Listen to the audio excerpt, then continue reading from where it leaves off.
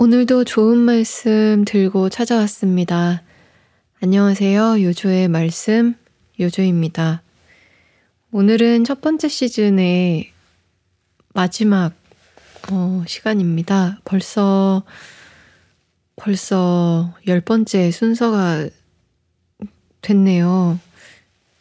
참 이렇게 특별히 순서를 카운트하지 않고 녹음을 하다 보니까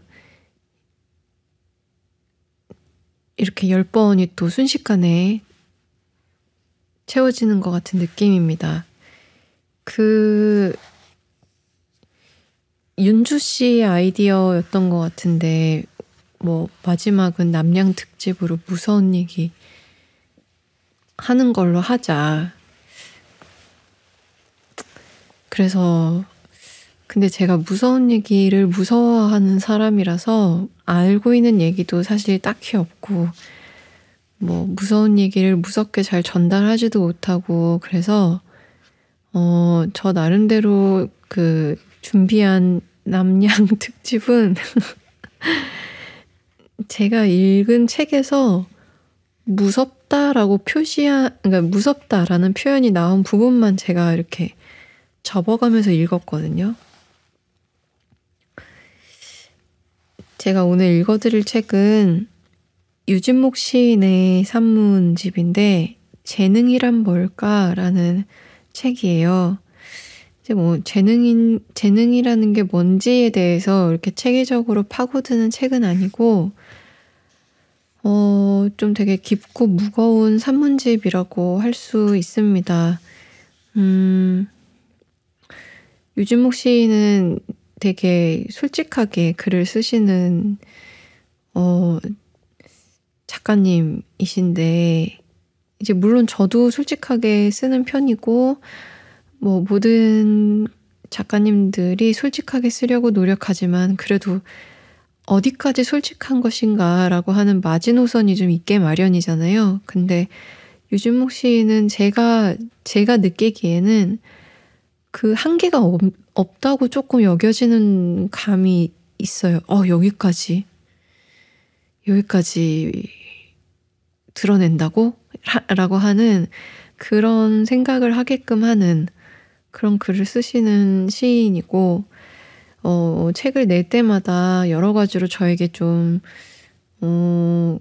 귀감이 되기도 하고 또 여러 가지 생각할 거리를 던져주는 그런 제가 정말 좋아하는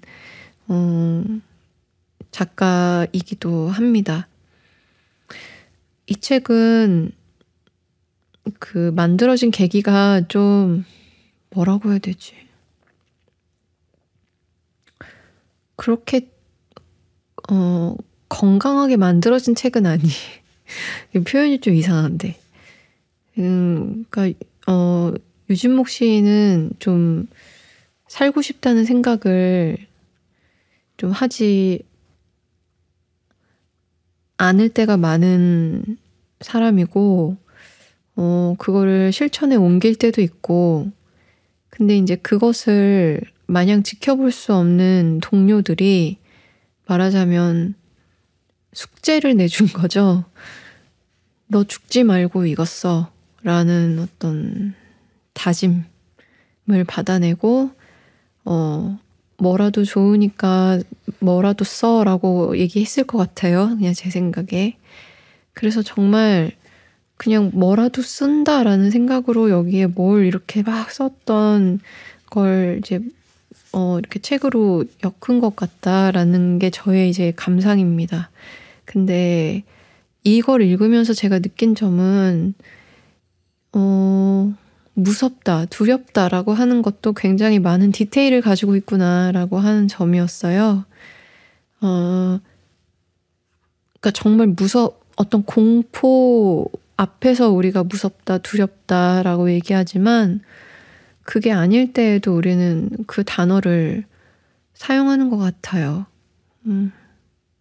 슬플 때에도 이 단어를 쓸 때가 있는 것 같고 저의 경우에는 너무 사랑할 때 어떤 사람을 너무 사랑하게 될 때도 좀 무서운 게 있어요. 그러니까 그 사랑하는 사람을 좀 무서워하는 거죠. 좀 절절매면서 저 사람이 화를 낼까? 저 사람이 심사가 뒤틀릴까? 뭐 이런, 내가 싫어지진 않을까? 뭐 이런 어떤 여러 가지 고민과 어떤 그런 전전긍긍함이 이제 공포, 두려움으로서 작용하게 되는 것이죠. 어떤 그런 두려움, 공포의 여러 가지 단면들을 저는 이제 이 책을 읽으면서 또 한 번 생각해 보게 된 것 같고, 아무튼 유진목 씨는 이제 저의 이제 좋은 벗이기도 하지만 제가 진짜 너무 존경하는, 좋아하는 작가이기도 하여서 그 이제 발표하시는 이제 책들은 늘 제가 조금 오래 들고 다니면서 보고 또 보고 하는 경향이 좀 있는데, 이 책도 그래서 조금 낡았습니다. 이 나온 지 오래 되지도 않았는데요. 아무튼 그래서 이 책을 읽으면서 제가 무섭다, 두렵다라는 표현이 있어서 제가 접어놓은 그 부분을 한 3부분 정도, 4부분? 근데 길지 않습니다. 되는 것 같아요. 그래서 그 부분을 좀 읽어드릴게요. 그냥 그냥 짧은 단상이기 때문에 뚝뚝 끊어지는 글이고, 들으시기에 그렇게 많이 막 난해하고 어렵지는 않겠지만 생각할 거리는 많을 수도 있겠다는 생각이 듭니다. 한번 읽어볼까요?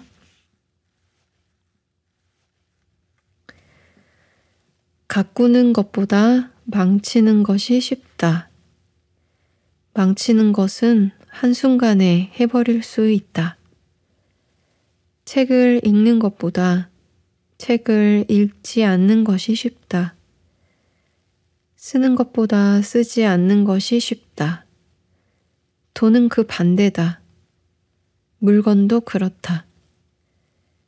사지 않는 것보다 사는 것이 차라리 쉽다. 어렵게 살기 싫지만 어려워야 하는 이유다. 어려워야 한다. 글을 쓰는 데는 시간이 필요하다. 돈을 쓰는 데는 많은 시간이 필요하지 않다. 빨리 쓸 수 있다. 그래서 돈은 사라지고 시간은 남는다. 사람은 남는 시간마저 쉽게 쓰려다 파국을 맞이한다. 글은 시간과 함께 천천히 흐른다. 그 시간을 보내는 것은 쉽지 않다. 쓰지 말까? 슬쩍 질문하는 내가 있다. 아무것도 쓰지 않고 가만히 누워 있으면 얼마나 좋아. 그러나 시간은 길고 지루하다. 길고 지루한 것에는 무조건 지고 만다. 그래서 결국 쓴다. 마치 무한히 흐를 것만 같은 시간한테 지지 않으려고 나는 글을 쓴다. 글을 쓰는 동안에는 시간을 잊는다. 나에게서 잊혀진 것이 나에게 할 수 있는 것은 없다. 오직 시간과 나만이 있을 때다. 시간은 나를 죽일 수도 있다. 시간은 천천히 흐르다가 천장이 되어서 나에게 죽으라고 한다. 죽어버려. 돌아 누우면 시간은 어느새 벽으로 몸이 바뀌어 있다. 죽으면 다 끝나. 눈을 감으면 시간은 검게 변한다. 아무것도 너를 얽매지 않을 거야. 그처럼 황홀한 제한이 또 없다. 그래서 나는 시간이 무섭다. 시간을 잊으려고 글을 쓴다. 모든 시간에 글을 쓸 수는 없다. 사람은 계속해서 소진되기 때문이다. 단어 하나에 기력 하나. 아무리 아껴 써도 어느새 단어들은 빼곡하게 모여 있고 기력은 온데간데 없다. 몸의 기력은 밥을 먹으면 되고 정신은 남이 만든 좋은 것을 보아야 한다. 그래야 다시 내 것이 된다. 다시 쓸 수 있게 된다. 정신을 찾으러 공연장과 극장과 도서관과 서점을 헤맨다. 무엇이 있는지 모르는 곳으로 여행을 간다. 돌아온다. 분명히 거기 중 어딘가에 있다는 걸 안다. 이번엔 못 찾나 싶다가도 결국은 만나긴 만난다. 가까스로 다시 쓸 수 있게 되는 것이다. 자, 언제나 글을 쓸 시간이 있어야 하고 기력과 정신이 있어야 하고 엎드려 누워 글을 쓸 집이 있어야 한다. 거기서 먹기도 하고 잠도 자는 거다. 돈은 어디서 어떻게 무슨 짓을 해야 충분히 벌 수 있지? 지금도 이 지경인데 더 늙으면 어디서 어떻게 먹고 자고 숨 쉬어야 하지? 나는 거의 미쳐버린다. 네, 이 부분이고요. 또 다른 부분 한번 읽어볼까요? 최근에 나는 많은 것과 작별했다. 우선 17살부터 모으기 시작한 문학과 지성사 시전집이 떠오른다. 어림잡아 200권은 거뜬히 될 그것들을 모두 버리기로 했고 그렇게 했다. 이제는 구하기 어려운 청하 세계 시인선도 버렸다. 민음사에 절판된 모던 클래식 시리즈도 버렸다. 나는 2000권쯤 되는 어쩌면 그보다 더 될지도 모르는 책들을 모조리 버렸다. 그리하여 텅 빈 책장 6개도 버렸다. 책상 아래 놓여있던 무엇이 들었는지 열어보기 무서운 6칸들이 철제 서랍 2개도 통째로 버렸다.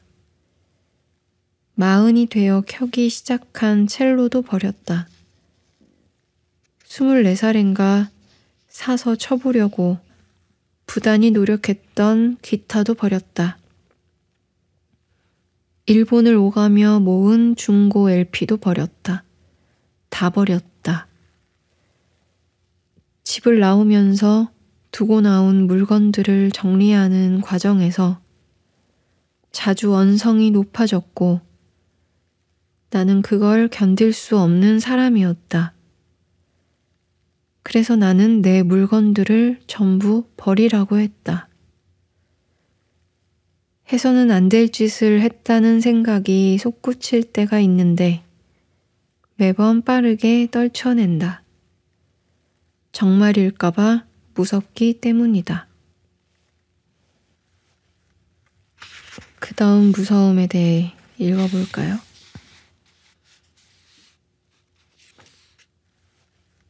지하철에서 가족의 무게를 절반쯤 읽고 집에 돌아와 앉은 자리에서 나머지를 다 읽었다.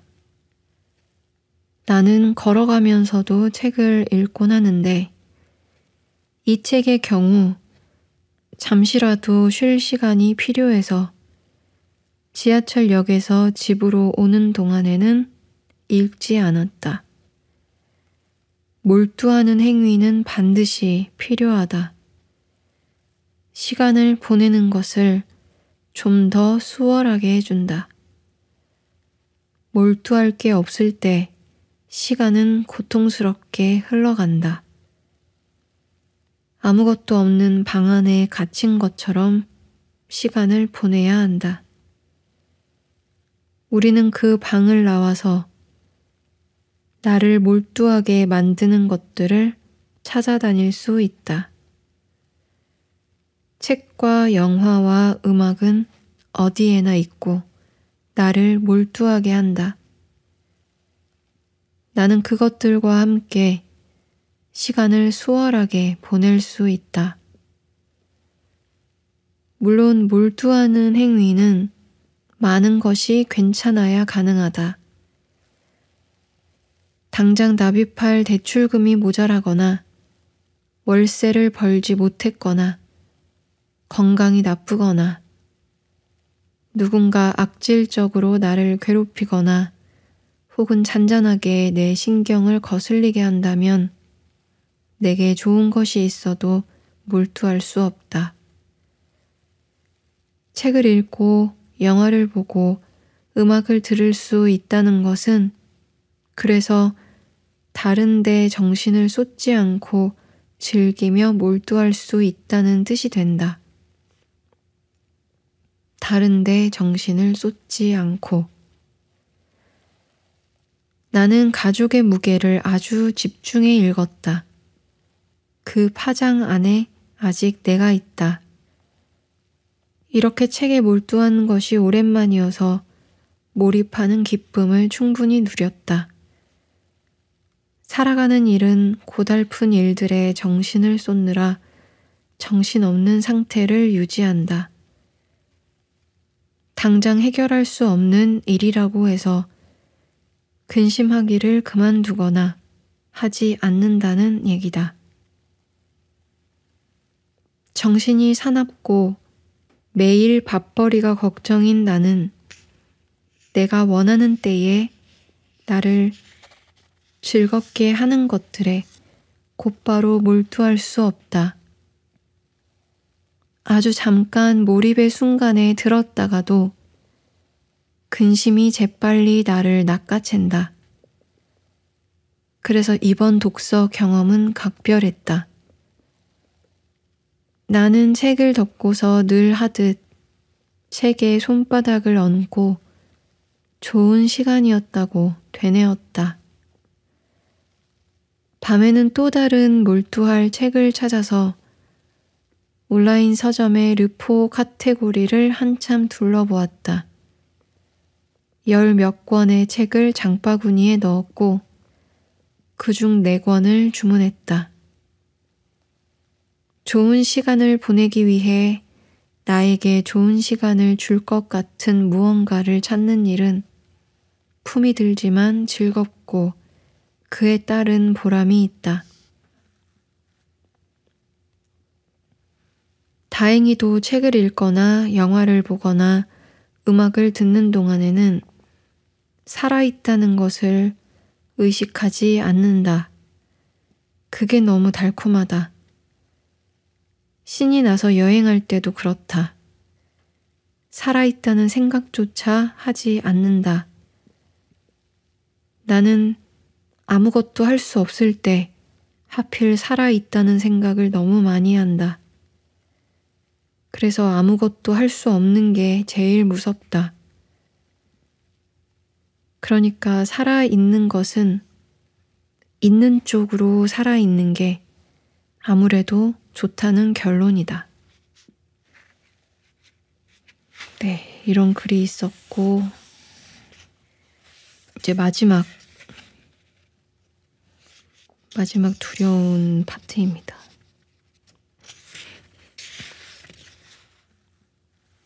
삶은 사랑 이전과 이후로 나뉜다. 사랑이 없던 시절로 다시는 돌아가고 싶어 하지 않는다. 사랑 없이 살 수 있었던 것을 기적처럼 여긴다. 사랑 없는 상태는 불가능이 된다. 사랑하기 때문에 먹고, 사랑하기 때문에 잠들고, 사랑하기 때문에 깨어난다. 사랑은 그 자체로 신체가 된다. 크게 웃고 반짝인다. 타인을 사랑하면 타인에 의해 살아가게 된다. 그것은 중독된 상태와 같다. 시간 안에서 사랑이 유한하다는 사실에 두려워한다. 그리고 사랑은 시간보다 먼저 끝이 난다.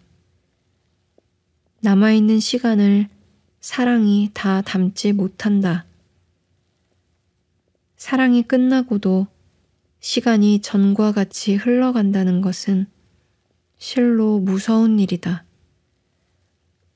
한 사람이 빠져나간 만큼 시간이 나를 똑바로 쳐다보기 시작한다.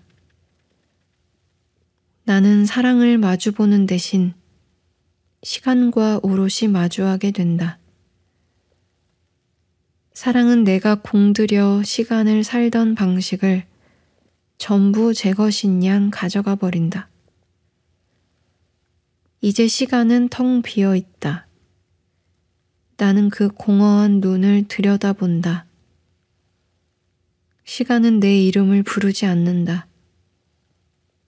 시간은 내게 일어나 오늘을 살라고 하지 않는다. 시간은 내게 옆에 누우라고 말하지 않는다. 시간은 내 머리를 쓸어 넘기지 않는다. 시간은 내게 말 걸지 않는다. 시간은 오로지 보기만 한다. 내가 죽을 때도 시간은 나를 가만히 내려다 볼 것이다. 네, 여기까지입니다. 되게 두껍지 않은 책이어서 읽으면서 무섭다, 두렵다 이런 표현이 나올 때마다 접어가며 읽어본 책이었고 이제 여러분과 함께 나누어 보았습니다. 무서운 이야기, 두려운 이야기라고 했을 때 여러분이 기대한 바가 있었을 텐데 제가 또 삐딱선을 탄 것 같아서 조금 죄송하지만 아무튼 뭐 이런 무서운 얘기도 있는 법이니까요. 그나저나 이제 시즌이 끝나고 다음 시즌이 어떻게 펼쳐질지 사실 저도 모르겠는데 다음 시즌도 지금처럼 꾸준히 많은 사랑을 보내주셨으면 좋겠고 네, 어떤 변화가 있더라도 너그러운 마음으로 네, 지켜봐 주시면 감사하겠다는 말씀을 드리면서 저는 여기서 인사를 드리도록 하겠습니다. 네, 언제가 될지 모르겠지만 어쨌든 다음 시즌이 시작되는 언젠가 또 좋은 말씀을 드리고 찾아뵙도록 하겠습니다. 감사합니다.